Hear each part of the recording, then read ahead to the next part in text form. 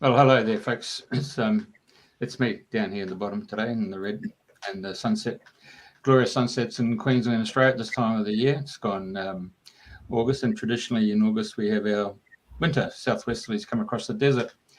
But these last 3 days have been very mild, and temperatures rising up to 26 degrees. Although I did see someone say it was 31 down on the Gold Coast. Anyway, enough of that. And I just want to pass on to our co-host in the UK, who sits right at the very top, Lady in Pink today. Hi, everybody, and welcome to Dreaming the New Dream. And I can hear myself echoing. So anyway, today is the 17th of August, 2023, and we're swiftly moving through the year. Still waiting for summer here. Now, today's guest is Mark Leib, who I met a couple of months ago at a workshop. So welcome, Mark. It's lovely to have you on the show. Thank you, Andrena. Thank you, Jeffrey. Good evening, Jeffrey. Oh, I think we've lost Jeffrey. So anyway, I had the pleasure of meeting Mark. And Mark, you told me a lot about your work, how you work with the land, you work with sacred spaces, and you clear karmic trauma and so many different things. So I thought that would be lovely to have on the show to help others to know more about your work and working with the land and, the sacredness of everything. So would you like to start how you started in life and where you started in life and what's brought you to this point now of doing all these amazing designs? Okay, thank you. Yeah, well, I was born in England, and then I studied design in England and doing interior architecture. And then when I was 30 in 1999, I moved to Australia, and I was there for about 10 years in Sydney. And whilst I was there, I restarted martial arts that I'd done as a child. And I discovered a system of Tai Chi. I'm sure your listeners will be familiar with Tai Chi. But I was studying it as a martial art, not just as a health form. And I trained in a very advanced system of Qigong, which some of your listeners may know about, working with the internal energy of the body. And the effect of that was there was an unintended effect, and that was that my internal energy system was activated. And we hear now people becoming having awakenings, and through different means, through plant medicine, through meditation, through trauma. Mine was through this internal energy, the mechanics of this internal energy system. And I pretty much changed overnight from being someone that was essentially working in a very materialist, in the quote unquote normal world, and I became aware of a much greater aspect of reality in terms of design and in terms of knowledge and wisdom and ancient traditions. And I spent about 2 or 3 years doing very intense research, not knowing where I was going, like I was being dragged or pulled by an external force. And at the end of that period, I'd read so much and discovered so many things, and I realized there was a way for me to be able to continue my design work in a new paradigm, in a new way, and that was by being able to design spaces in which I could allow people to heal, to allow to connect to the universe, to be able to develop connection to the land, to enhance their lives. And essentially, this comes under the title of sacred design, and I'll explain what it is, when we have a look at the presentation in a moment. But really, this was all very new to me, and came a result of this energetic training. And then that happened around about 2006, 2007. And then in 2008, I came back to the UK. So I've been back here about 15 years or so. And then I found a teacher. I found someone that was able to allow me to do these things, to work in this way that had sort of bubbled up internally. And I found a teacher, and a tradition. And I studied with him for 10 years, and I undertook a very formal apprenticeship and did professional training. And so I studied in a system called the tradition of the master builders, which is a French tradition. And it's traditionally, in terms of design, the architecture tradition didn't exist 1,000 years ago. There were builders who built stone structures, and then there were the geometers, the people who created the geometry, and these were for sacred buildings. These were for churches and temples, and this tradition went back thousands of years. And the tradition which I learned had retained all the ancient knowledge, and it had come through various traditions, through the Celtic tradition, so the knowledge of working with the energies of the land, feeling the energies of the land, recognizing the different qualities of spaces, and then being able to then locate power spots to place essentially your temples, to find the place of the land where there's fertility for humans and for plants, to make plants grow better, and places of healing, so places like holy wells and healing sanctuaries then developed. And this art was worked with in a very natural way. People understanding the cycles of the year and working with the land. And then information then came about when the Templars and the Crusades happened, information came back from the East, geometry and astronomy and alchemy, information that had been lost in Europe for 1,000 years after essentially the church controlled all the knowledge. And then the information came via the Templars, and there was this knowledge that had been lost was then brought into southern Spain, into schools that translated this knowledge, and so it was art, literature, alchemy, sciences, geometry, and included the Gothic arch, which was the Arabic arch, which became the Gothic arch, which allowed them to have this revolution to build these huge new cathedrals and churches. And so for 1,000 years, my tradition utilized both sets of this knowledge to then build these huge edifices and to be able to encapsulate the energy of the earth and also the rhythms of the planets within these structures. And that knowledge was essentially held within a tradition, essentially secretly. It was secret knowledge in the same way that let's say Apple would guard their knowledge of their coding and how they, their intellectual property was kept the same way. These traditions kept it very, very secret. And then around about 100 years ago, they stopped building churches. And then around about the 1960s, there was the master of the tradition who held this knowledge, decided that it was time for it to be public. And then there was several generations of teachers that have reconstructed the knowledge because it was almost lost.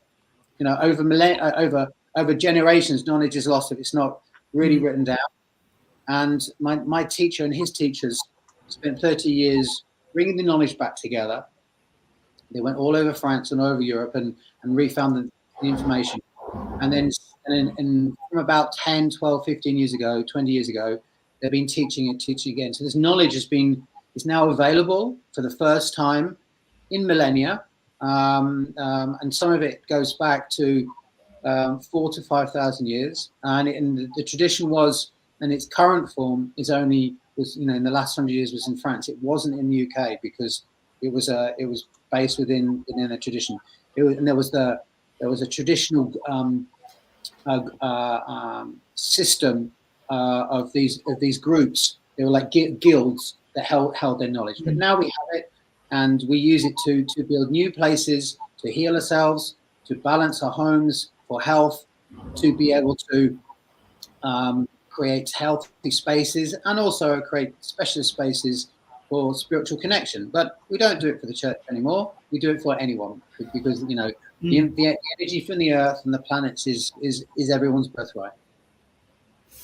Amazing. Go on. I finished. I then finished my training. I did 3 years, very extensive training over 3 years, and then I I finished that training in about 2018, and since then I've been working exclusively with that knowledge to build landscape structures and balance homes and special spaces, and we're going to see some of that in the presentation. Fabulous. So can I just ask, what is one of the biggest projects that you've worked on, or even some of the most difficult with traumas in the land? And well, I think that there's different aspects of work. There's I'm fairly unique because I'm the only person in the UK that has done the training. Yeah, I was going to mention that. So congratulations. Thanks so much. So there's the work split into, I guess, 3 areas. There's the creative design work. So let's say someone would like a healing center. I can then bring in all of this knowledge into that space. Then there's I love building structures, stone circles and medicine wheels. And then there is the balancing and the healing work, the balancing work, fixing the spaces. So they're actually 3 very different aspects to the work, and sometimes they do mix. Whenever I'm doing a piece of creative work, the balancing work comes in, and that will then be physically balancing the land, and then also then removing the trauma. So at the moment I'm working on a project in Wiltshire, which is very, very special. It's a retreat center where there's we're working very much in the very correct way, working from the energy lines upwards. So really starting with the energies, and there's a very, very big topic in terms of the different energy lines. Some of your listeners will be familiar with ley lines. That's especially down where we are in the southwest, the Michael-Mary lines, which are very big lines people are very aware of. And where Jeff, you are in Australia, there is the song lines of the native Aboriginal peoples. There's these different lines.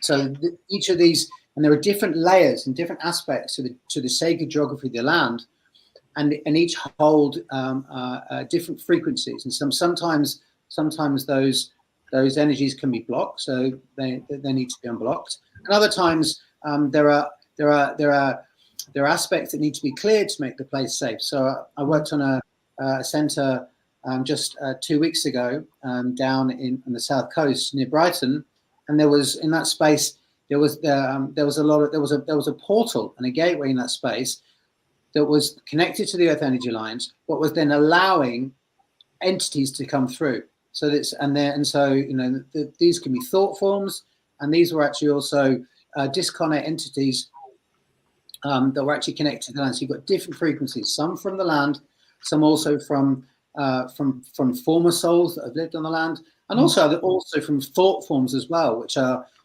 almost like cultural memes or cultural ideas that can almost accrue a form, or also as well emotional things. Anger can be directed, and emotions can be directed at places by neighbors and by former associates. And when any of those emotions are added with intention, they can take a form and a thought form, and then they can actually become stabilized. And all these things can then be contained within and connected to that space, which can then affect the health and the balance of the property. So we did that clearing, and overnight the owner was able to sleep well and was able to have a break from some of the trauma that was occurring from that space. Also, as well, it's a place where there's healing done, and when people come to be healed, we think, okay, it's a wonderful healing space, but each of those people that comes with their own energetic aspects, which can then by resonance go, oh, I like this here because the same vibration is here, what I'm experiencing, and they can connect onto it. So there can be very complex layers. And then the next layer, of course, is the things that are occurring from the electro-magnetic spectrum as well. We have so much new for 5G, and Wi-Fi and many different frequencies that have complicated things. And these things add additional levels and additional stress. Many people have electromagnetic stress. I can, when I'm doing my analysis work, I work to be able to tell people, and tell them the levels. I can understand levels. I mean, so for example, I'll explain at the end that process. But okay. So I work a little bit in that field, but primarily I'm working to design and to create spaces and to build and have them as perfectly balanced in alignment energetically and physically and emotionally as we can. Fabulous. Okay. All right. So I know you've got a presentation to share. So are you ready to? Yeah. Okay. Let's do that. Let's do that. Okay. Yeah.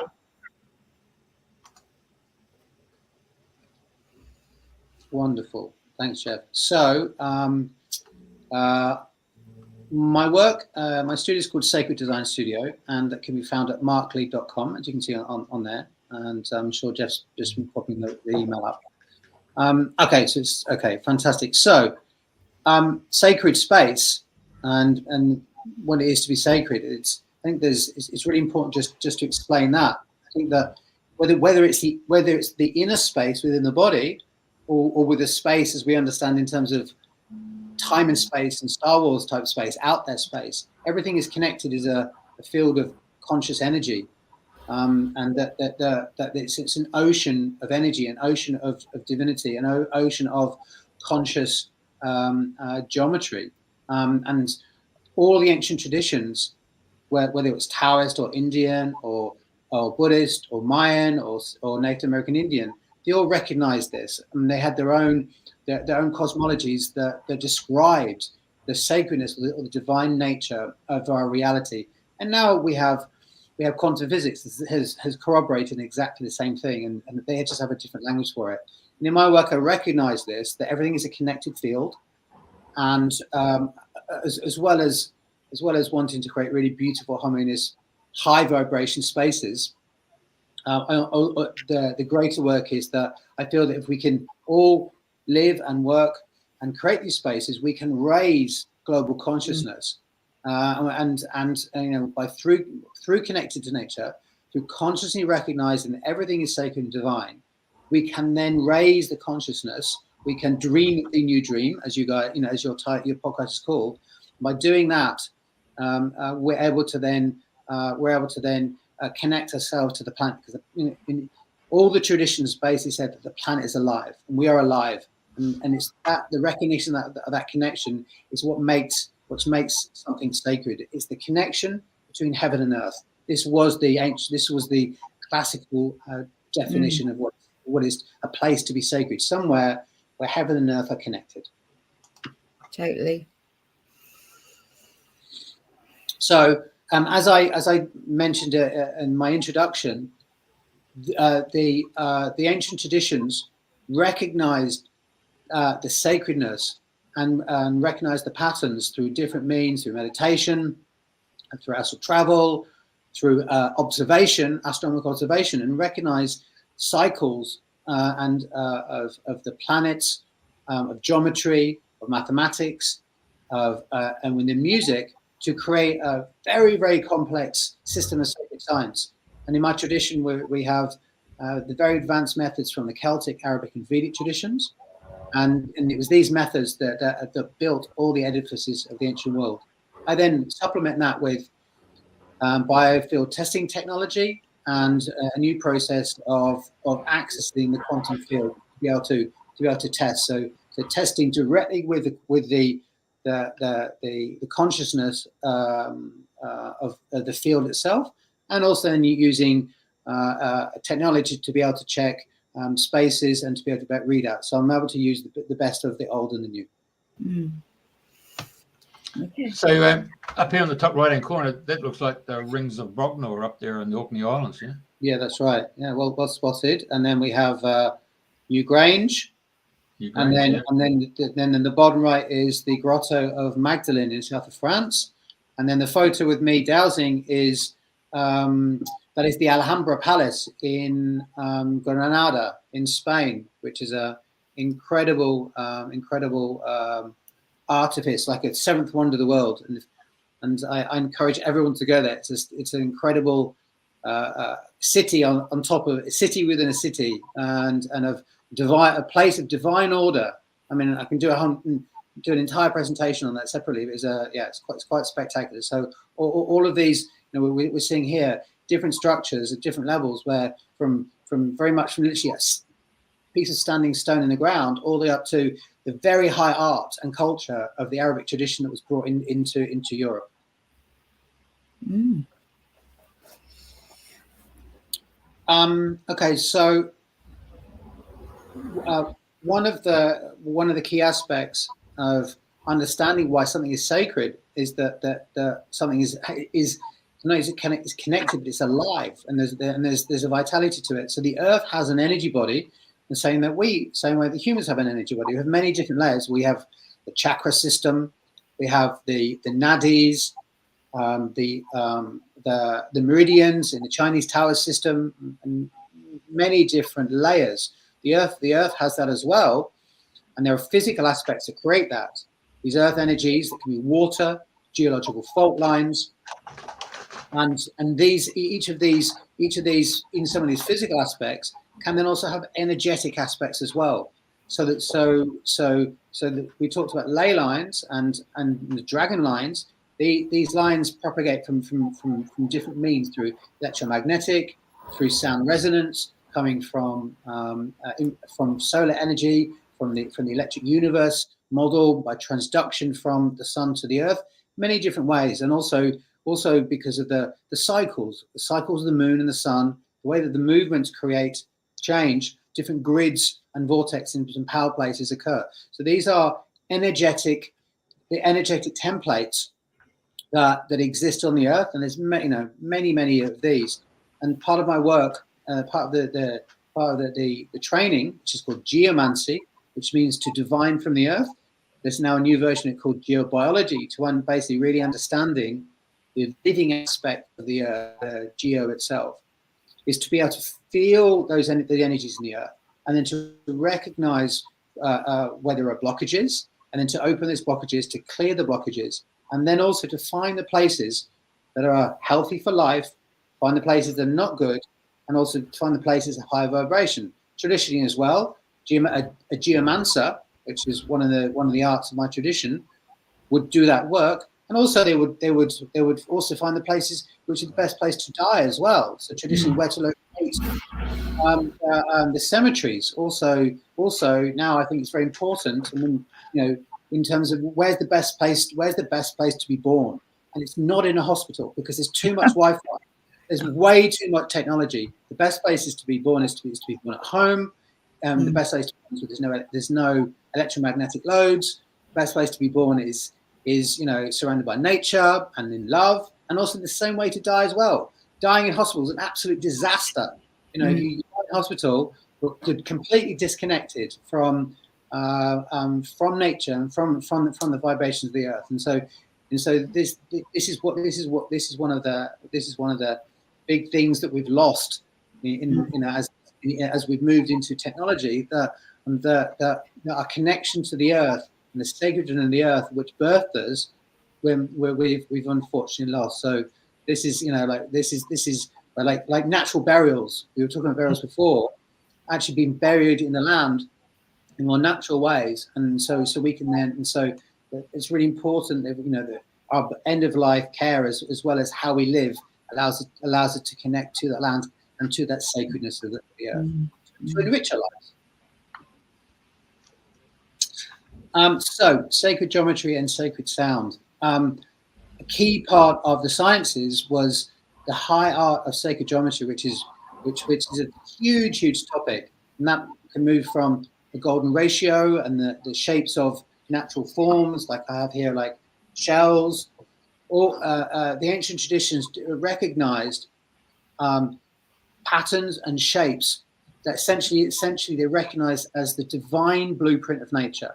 So the golden ratio, which some of your listeners may have heard about, which is a ratio that was discovered in a mathematical system, which is 1 to 1.618. We have it in our bodies. So, you know, from this part of my finger to all part of my hand, that is 0.618, and that's 1. So our entire bodies are built in these ratios, and also the way that plants grow. So the phyllotaxis, the arrangement of leaves is set out to 137.5 degrees, which is the golden angle, which is the golden ratio in terms of an angle. And every plant leaf, it works to that angle and that ratio to get the maximum sunlight and get the maximum life. And all the ancient Egyptians recognized these proportions in geometry, and these were utilized in art. So Leonardo da Vinci would use them, and the great Renaissance masters, once the information came back from Persia, they then started to explore this higher of geometry that they'd lost, and they would use these proportions in art, in painting, and in sculpture. And so these proportions were used in temple building for millennia. And these proportions, as being geometric, are also sound. And this sound knowledge, these harmonics, exist within our bodies. So we are sacred geometric structures, but also those proportions were then discovered at the macro level. So Johannes Kepler, in the 16th century, recognized that the proportions between the planets were in harmonic ratios, in the octave system. So basically, we live within a universe, from the largest levels to the smallest levels, down to DNA structures, where we are living geometry, and then that geometry allows, because we're living in a complete geometric system, the use of that geometry allows light, biophotons, and high frequency sound to come into our bodies. It's the structure that allows DNA to function, and also allows consciousness to actually work. So Roger Penrose, who's like one of the foremost physicists and quantum physicists, recognized that microtubules, and these microtubules, the actual structures working with DNA, they actually recognize that this was how consciousness is able to ground itself into us from a hyperdimensional reality. So our consciousness and geometry and light is one complete system. It's quite a huge undertaking to understand, but essentially the ancient traditions knew this and used this in their work, and I work with this now. So you had 1.618, and what was the other formula? Well, 1 to 1.618 is the golden ratio. So, for example, here's a bank card. This is 1.618, the Apple screen. Many things. I'll show you here. This is the classic example. Oh yeah, the pine cone. Yeah. Pine cone and spiral shells. So these are the classic forms where what happens is that life forms from these ratios, as you can see in the center of the presentation. That spiral form, this form goes on for this shape. It will go on forever. So the golden ratio has a number system, has a number aspect, and that number aspect is called the Fibonacci series of numbers. It's a series of addition. 1 + 1 is 2, 2 + 1 is 3, 2 + 3 is 5, 8, 13. It goes onwards, and as it reaches when it gets to 144, it reaches 1.618, and after it gets even closer, and it's a spiral. It's a ladder that goes on infinitely, and it goes on infinitely inside itself and outside of itself.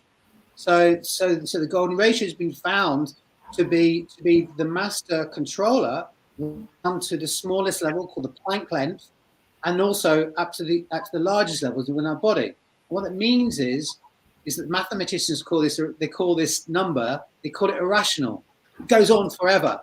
And also transdimensional. What that means is the golden ratio is the actual code. In the same way, if we were writing code for an app, for example, or a computer program, that code you write, the code of life itself is written in the golden ratio. It goes on forever. It is the actual number form of pi, which is the Greeks called it. Essentially, it's the mathematical code of that living spirit which expresses itself in every aspect of life, from our fingers down to pine cones. It is the spirit of life. And then the Heart Math Institute in the 80s and 90s recognized and brought forward heart rate variability, which now is used a lot in terms of health. But they recognized that, and that they saw the rhythms of the heart and recognized how that these patterns and the geometries of golden ratio are embedded within the heart at the very deepest levels. So when you think about becoming in love, what it really means is if we become more coherent, if our connection with love, and hence why the sacredness of things, if we can become more coherent and recognize the sacredness of life itself, whether it's with a human being, our children, our car, any aspect of life, if we can establish that coherent love, those golden ratio spirals actually become more coherent in the heart. There's a geometric relationship between love, vibration, and biology. What a shame they don't teach us or teach anything like this at school. It is a very big shame, yes. Yeah. Yeah. Anyway. Yeah. Anyway, carry on. So I apply this, and in many ways, and I build meditation pyramids, places for yoga, living architecture and interiors. You'll see some of this in the next section: stone circles, gardens for healing, sanctuaries where we can heal ourselves using the elements, and also artwork and objects, furniture and different things. So there's many ways that this can be applied. I can build structures where we can map the constellations, and you'll feel the actual energies of a particular constellation. It's really very broad way of working that can be applied to any level of design. So you're based in the UK, and if we were in Australia and this Australian was watching and listening to the show, as they do, and they had property, and they could engage your services, and you could actually remote from the UK using either Google Maps for that, or then go and get a cadastral orienteering type map, and then you could just do the dowsing. Would that be how you would play the game? That's correct. Yeah. So I have a client in California working that way. I've created a balancing geometry to go around his home. We've worked with Google Earth. I've done the design work, and then it's something that he's actually installing himself. So that's one way of working. The other way of working is that I can then connect through the Akashic field, through the information superhighway, the organic internet, and then I can then understand the blockages that are on that property and then clear them. So that work was done first. So the blockages were cleared on the property energetically, and then I'm then working with a physical geometry, and that physical geometry, when placed on the ground, basically brings alive harmonics and music of the land, and that adds another level of protection and balancing to go around the property. Equally, I can also work in the same way by providing design. I have a house project in Spain, which I'm consulting on, the architects in Spain, and I then provide him with harmonic geometry that's in resonance with the location, and he adjusts his architecture based on those dimensions. So when he builds, that building is in a harmonic resonance, which we'll talk about at the end. It vibrates with the very frequency of the land itself, and then it's more harmonious and more healthy, and is more happy. The house is more happy, the land is more happy, and then the people are happy. Makes a big difference. I was in Hong Kong and went to Hong Kong Island, and I was told that Hong Kong Shanghai Bank had to go and change the whole complete structure of their new head office, purely because the dragon and the tiger weren't in harmony. So where you would normally come in on the ground, they actually created a humongous big walk-through atrium, I suppose. It's probably about 3 or 4 stories high, where you could walk through up. Yeah, and then you came in on the eastern angle to come into the building. Yeah, and that was only because they said, "Oh, the money's going to flow in, but the money's going to flow out." Yeah. So exactly right. So the tradition that I've trained in is feng shui, which is the Chinese, it's actually the Taoist technology tradition. We do the same things. We just use different methodologies to be able to work. The feng shui are working with environmental qi and the way that the different frequencies flow through the land. Feng shui means wind and water.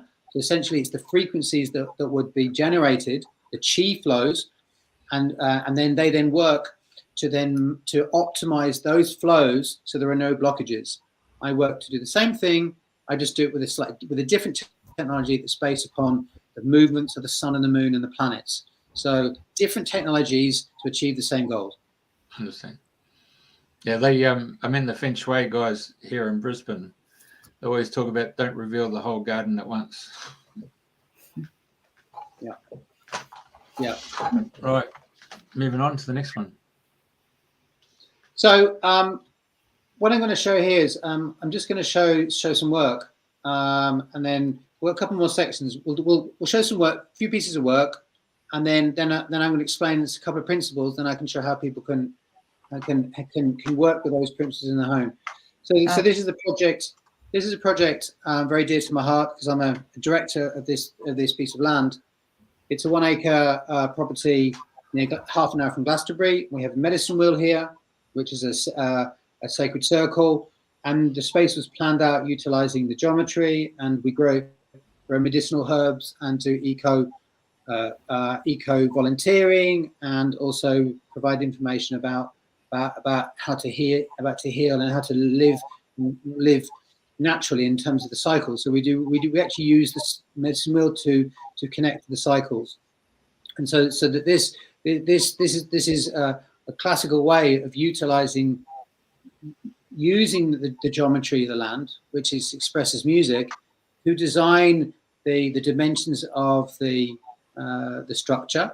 And it's the same whether it's a medicine wheel, or whether it's a house, or whether it's a yoga shala.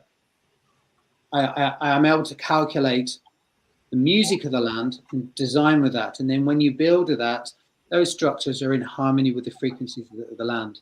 And so we've been developing this project for a year and adding more elements which are in resonance with the land. And so we're growing here a lot of herbs and specifically for healing. I noticed you've got east, west, north, south gateways. Yeah. And then you've got 6 points here, and you've got 6 points here. Is there any reference with Devon 24? Yeah. Well, what that is that there's a lot of geometry, which I'm just going to. It's set so as we'll see in a moment. Alignment is very important to the work. So aligning with the earth, aligning with north, south, east, and west, aligning with the magnetic field of the earth. So all ancient structures were orientation and alignment was very, very important. Also here, the inner line of dots essentially is a stone circle within the medicine wheel. So what we've done is we've applied the Celtic science to create this medicine wheel, because medicine wheel was used by the Native American people, but it's exactly the same as the Celtic cross. So, and both are a solar symbol. Both are the symbol of the sun, the cross within a circle. And so this is a vortex structure to be able to bring harmony and balance to the land. The numbers of stones there are very specific. I calculate, I work out what is the prime harmonic of the land. And in this piece of land, it's 8. So that's actually a polygon, which is an 8-sided shape rather than the number 8. And in my tradition, we have the knowledge of the different frequency applications of the different polygons. So, for example, a tetrahedron will be 3 and a cube will be 4. And then this, so the 8 is the octahedron. So that would be 2 pyramids matching each other. And so once you know the prime frequency of the land, you can then use that as a key to open the energy of the land. And so in this case, it was 8, but I needed 4 gateways. So I had to multiply it by 3 to get 24. So I will then get 4 equal gateways. So there's a lot of maths and geometry to be able to open the energies. And essentially what's happening is the rhythms of the planets, the relationship between the rhythms of the planets and the Earth creates these frequencies. So the best way to understand it is that what I do is I draw a mandala of the land to create these, to understand these frequencies. And that's like a horoscope of that place. So a horoscope, a birth horoscope is a geometric map of the relationship of the planets to your place of birth and time, in space and time. And those relationships, the frequencies and the movements of the planets in their cycle and these constellations is what gives us the qualities of our birth, whether we're Leo compared to a Cancerian, for example. I do a similar process to be able to create a mandala for the land. And that mandala is like a horoscope for the land, which gives me the energies. And I choose the energies to work with in the same way that a herbalist would then choose different herbs to make a specific remedy to balance the body. So if you go to Chinese herbalists, you say, I've got heart problems, they would choose 4 or 5 herbs, but to balance the heart, they would balance the kidney, the liver, and the spleen, and would also balance all of the system. And working the same way, where I combine these different frequencies of the land, and then together it then creates harmony. In this structure, you can see a large stone in the foreground. There are 4 of those big stones, and that structure is like a musical instrument that plays the music of the land, and they will play it until the end of time, and until someone moves those stones. So what's happening is that I'm creating a musical instrument with the natural, innate harmonies of the land, and I give it back to the land to heal the land with its own music, its own frequencies. Fantastic. Love it. So that stone, is that granite or is that sandstone or is it quartz? That's not a sandstone. That's it's red, but it's an igneous. It's a form of granite. We have sandstone in the rest of the space. I've just built one which you're going to see in a moment, which is we have granite. You'll see another one in a moment, which I did in Devon. You can see all the granite and the quartz in it. So traditionally, you ideally want granite because it's going to last for millennia. But also there's a piezoelectric effect. The quartz within the granite is then compressed and is going to create electric charge, which is going to create more power for your sacred site. Well, here where we are, right where we're broadcasting, all this area here is granite with quartz in it. So I understand exactly what you're saying. Yeah. This is a new creative project. This is for holistic saunas. So Andrena, we met at a Temazcal, which is a Native American sauna, which is in a dome space. So essentially, saunas are incredibly powerful for health. Especially it's now easy to get hold of infrared saunas for your homes. And so every tradition has understood the power of fire and water. And what we have here is we have a roundhouse, or a circular structure. So with the Temazcal, the sweat lodge that we were in, circular. And so what I'm looking here is this is a project to be able to design a sauna in the round as well in a timber structure. If you think about North Scandinavian saunas, they're generally in boxes like this in timber. So this is about linking the sacred nature of the circle and the ancient Celtic roundhouse to create a sauna space utilizing the earth energies for health. Okay, so this is the other structure I was telling you about. This is a large 16-meter medicine wheel I built in Devon about 2 months ago. And this is on a large farm, and you can see here, this is so orientation and alignment is very, very important in all the work. So that the structure is aligned, you can see through the middle to the rising of summer solstice. This actually works as an astronomical calendar. It sets the solstices and the equinoxes in all the positions, and it is aligned very specifically to true north, and is made with granite. If you go on to the next slide, Jeffrey, you'll see there's a close up. So here we've got these. We've got four very large quartz granite standing stones, which actually came from locally. The smaller stone on the left of the image is activating a protection circle around the world. That's one. Yep, that's activating the protection. And then through the center, that dotted line is showing you stand in the middle, and then look through there. On summer solstice sunrise, the sun will come up behind that stone, and then the stone where I'm standing, I took the photo.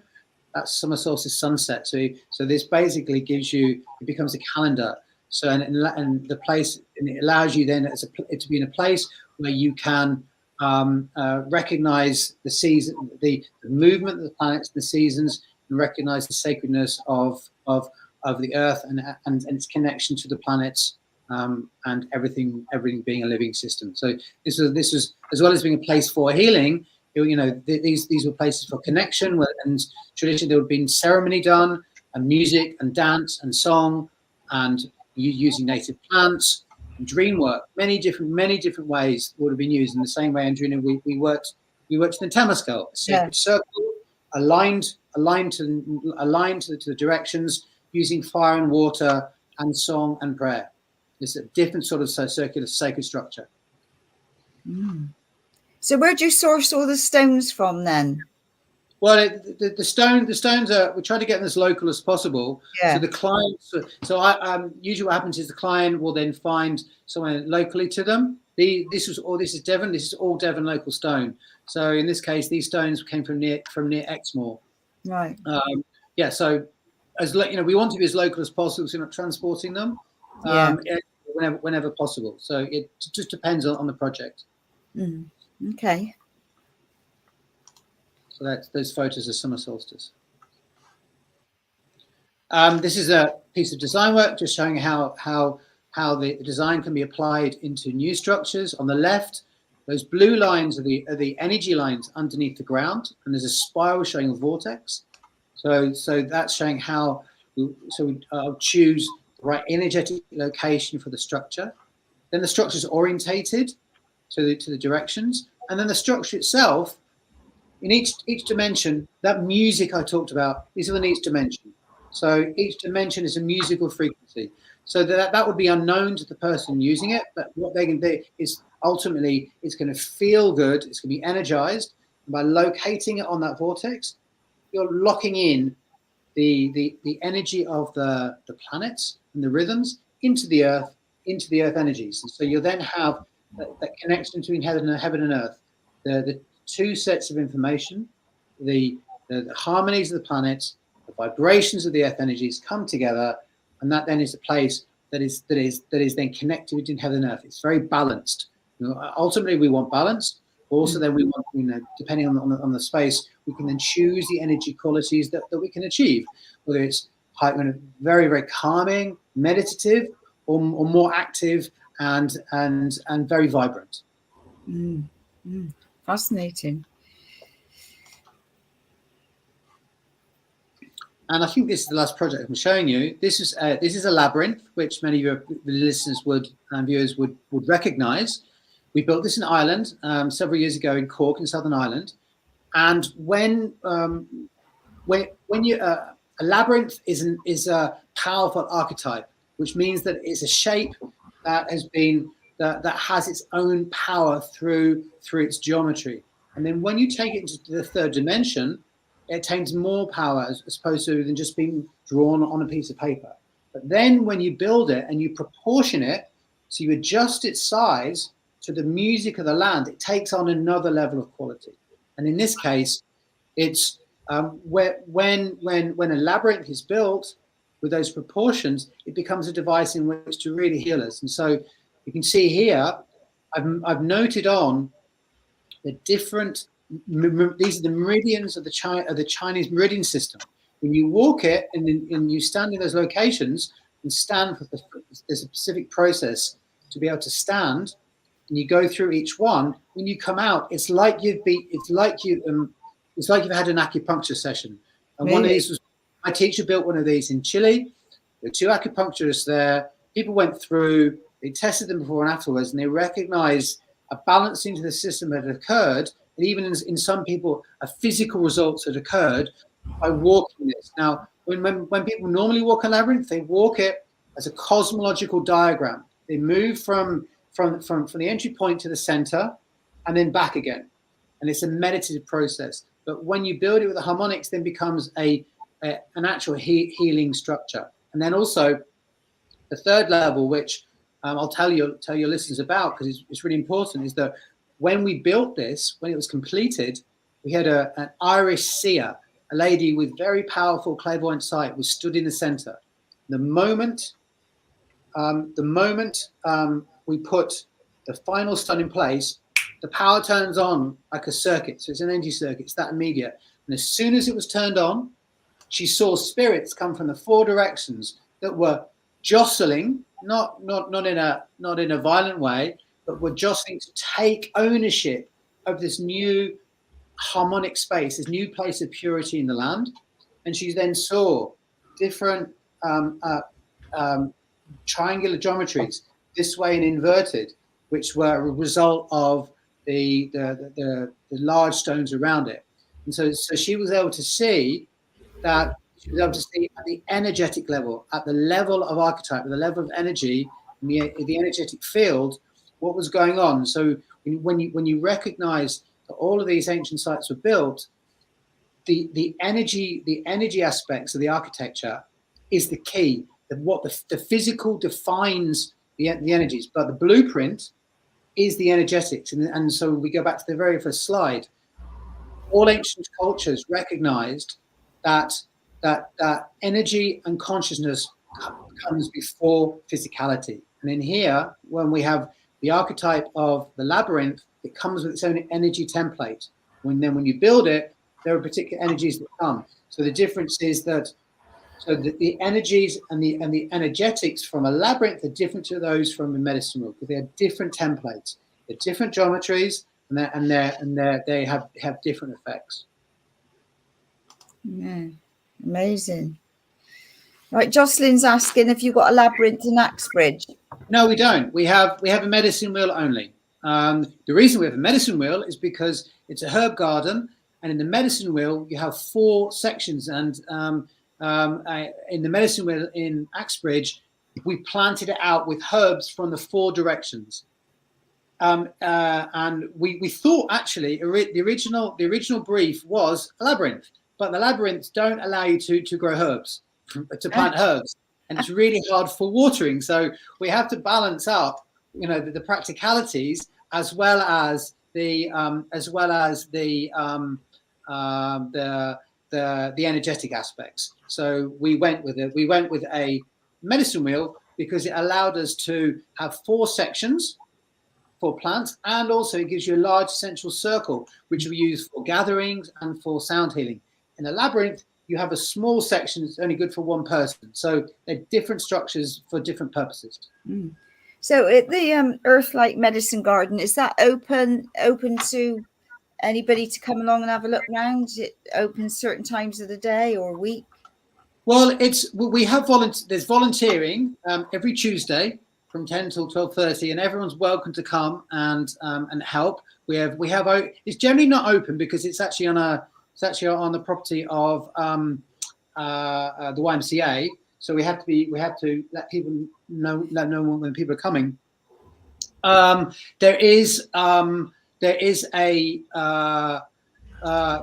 We do workshops, we do trainings. We did dowsing workshop there last month. We have an open day in September, so people are more than welcome to come. And so that's earthlight.uk is the website, and people can see those events on there. So it's it is hireable as well. People do come to hire the space out.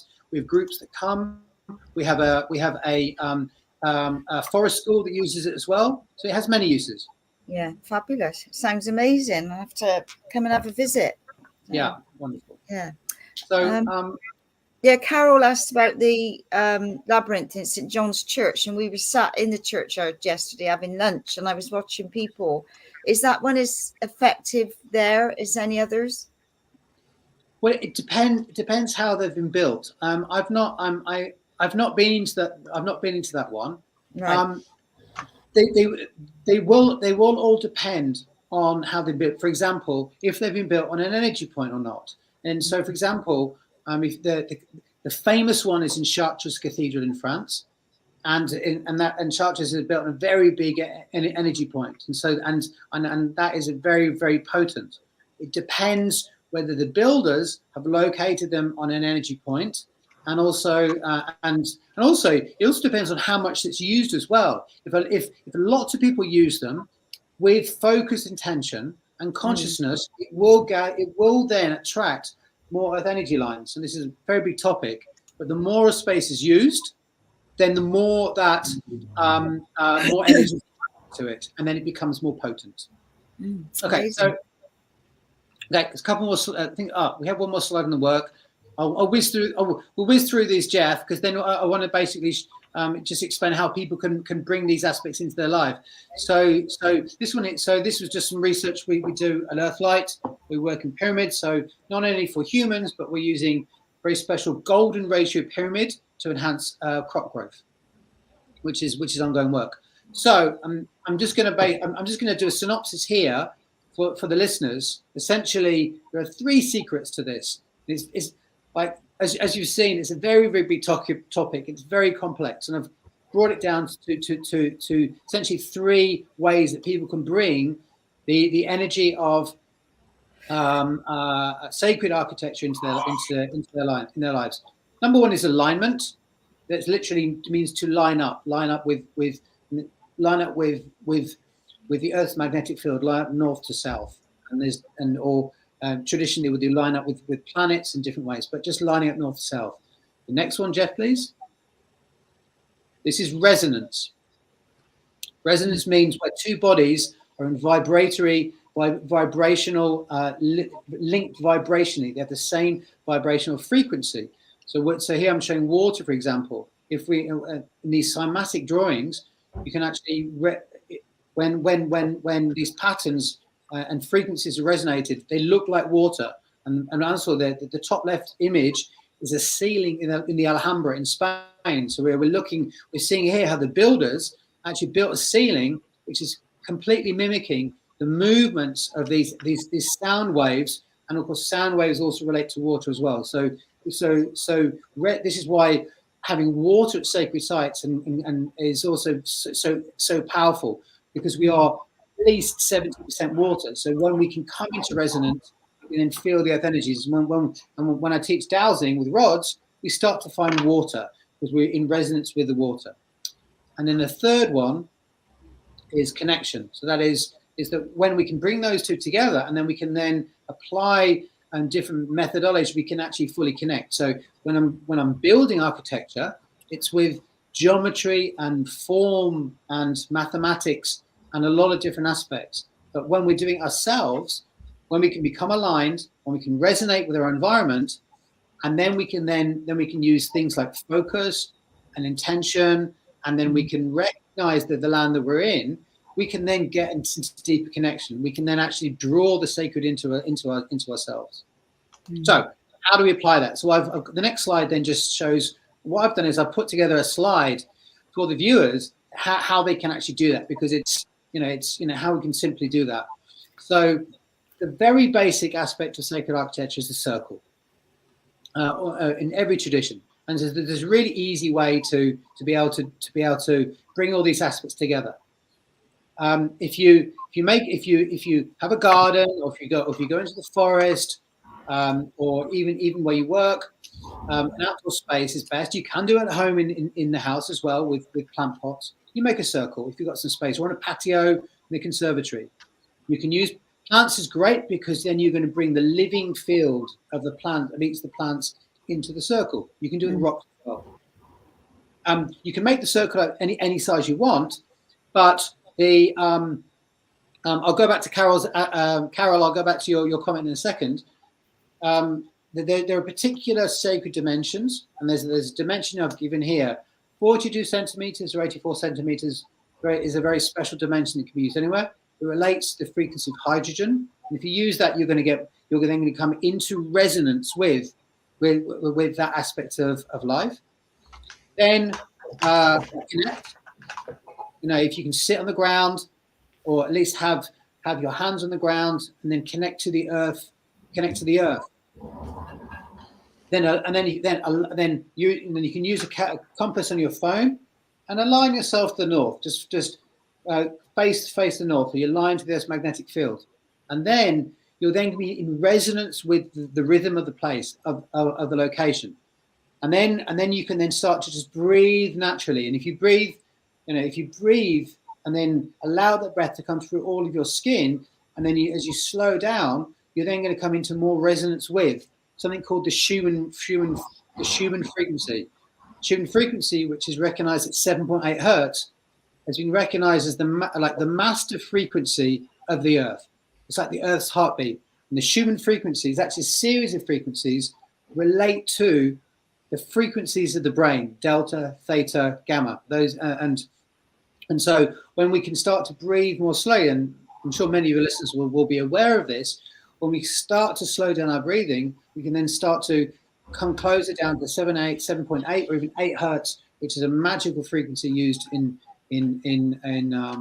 harmonics, to be able to then resonate with that space. And so just by creating this circle, by doing these few things, we can then use alignment, resonance, and connection to be able to have a sacred space. And it's nothing more than that. And then what I also say as well is, like, the location of it, just find a spot that feels good to you, and a lot of times that innate quality, that innate ability, this just feels good. Like, oh, I don't want to sit in this chair, I want to sit in this chair. Just apply that to the circle, and you're going to make sacred space.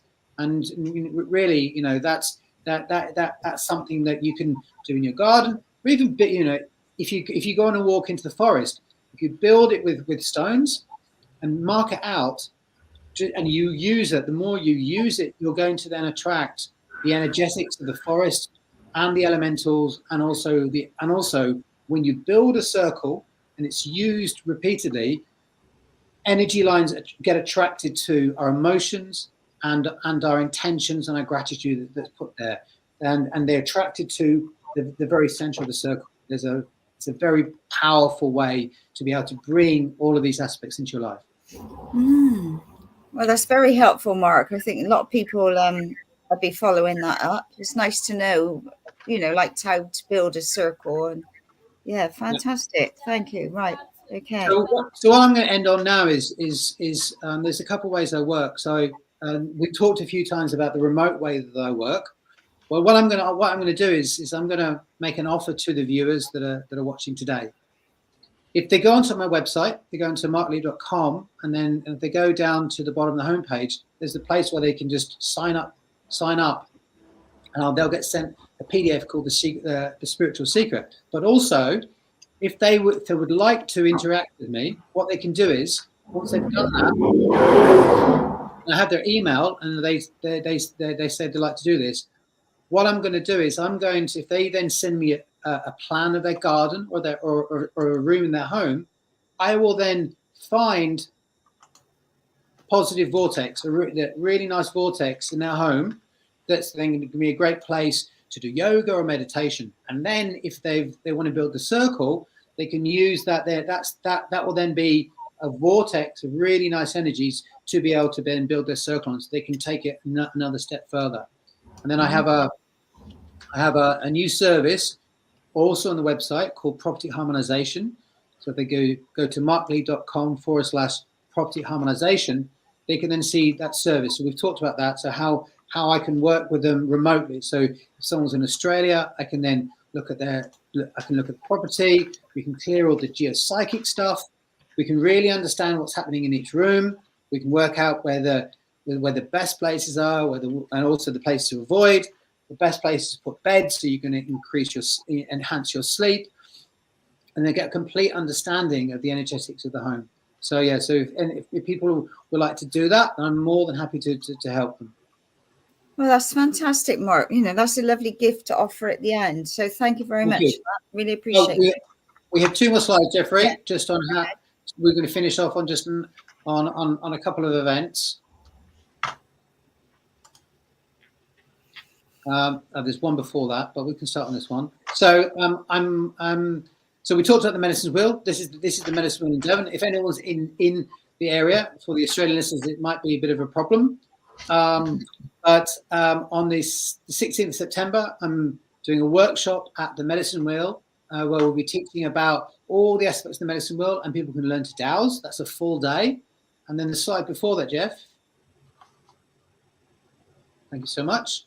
I'm speaking this Saturday in Glastonbury at a day conference called Let's Co-Create Heaven and Earth, where I'll be speaking about the sacred mandala and how to bring it into your life.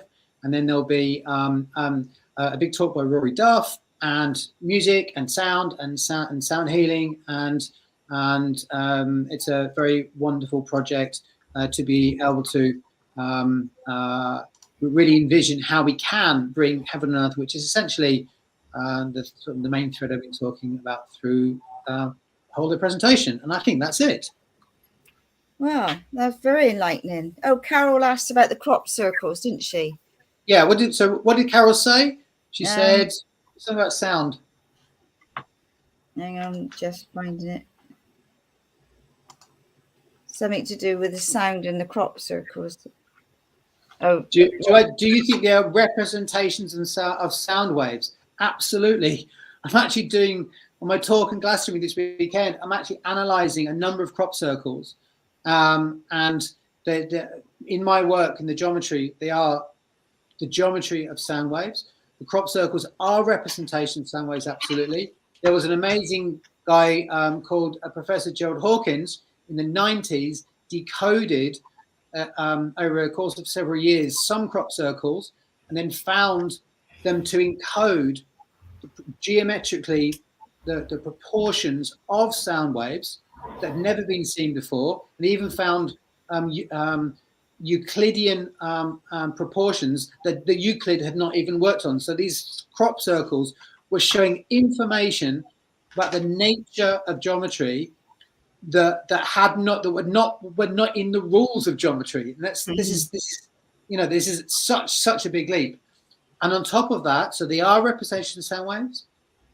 Many people believe that not many people. I would say that some of the world's foremost crop circle researchers do believe and have a very good working model that the crop circles are created with sound frequencies, and when the crops are created, the crops drop, and the patterns, which are incredibly complex, are created within minutes, and what happens is the crops are bent through a series of heat and sound, and these patterns, which are sacred spaces themselves, actually then measured. The years of research, they were measured, and sound frequencies were recognized at ELF, extremely low frequencies. And essentially, they became temporary sacred temples that actually did resonate those sound frequencies, and in their geometry, they represented those sound frequencies, which were part of the geometry of life itself, the blueprint of life. Mm. Yes, well done, Carol. Absolutely right. Yes. Hello, Jocelyn. Yeah, you can come. Absolutely. We have. If you love gardening and you want to work on, you want to help, we'd love to see you. Tuesdays between 10:30 and 12:30. We have an eco a volunteering group. We have an open day. I'm going to tell you when that is.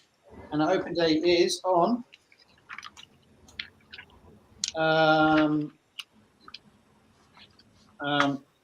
the 24th of September. We have an open day, and if you go to earthlight.uk/events, you will see the listing for it there, where there'll be workshops and talks. You can come and feel the energies of the medicine wheel. and there'll most likely be some sound work there and organic food and stuff for kids, and we have a really lovely day. And then we do, people can come separately, and it's horrible as well. So you're more than welcome to come, Jocelyn. Fabulous. Well, thank you, Mark. It's been really enlightening, absolutely amazing. So I love your work and I love what you're doing. So keep up the good work, and thank you for being our guest this week. Thank you so much for having me. We have a Carol's just jumped in right at the end. Do sound waves answer the mystery of the images in Rosslyn Chapel? Yes, they do, Carol. I don't remember the name of the person, but there was a guy and his father, and they were a composer, or one of them was a composer, and they decoded those symbols, and they took those symbols and they turned them into music, and they played the music. So absolutely, yes. And so sound is the key aspect of all sacred sites around the world. In terms of sacred geometry, sound, how much has humanity been diverted by the change of 432 to 440 hertz? A lot. 432 is a natural tuning, and even the small change of the 8 hertz difference is very inharmonic. There's something called in terms of, it's a huge subject. In terms of harmonics, the Catholic Church decided to take out the most beneficial frequencies, and they removed them from use, and then hid them. And there was a lot of these being just rediscovered, called the solfeggio frequencies, and also there's something called the tritone, which is called the devil's tone. So the tritone, which is the basic of jazz music, and many wonderful frequencies. The tritone also is very, very special. The church stole it. They hid it. They took it away, and they said it was a devil's tone. It wasn't at all. It's because it was an activation frequency that would allow us to be able to develop ourselves spiritually. They took it away. So yeah, and so 440 was another aspect where sound was controlled to be able to take away the most beneficial harmonic aspects of frequency. Amazing.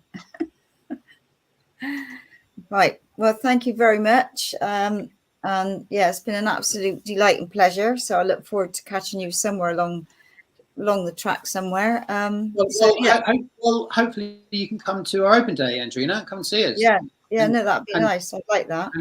And come and feel the medicine wheel. It's very powerful. Thanks, Jeffrey, for doing a wonderful job on the PDF. Thank you. Very good.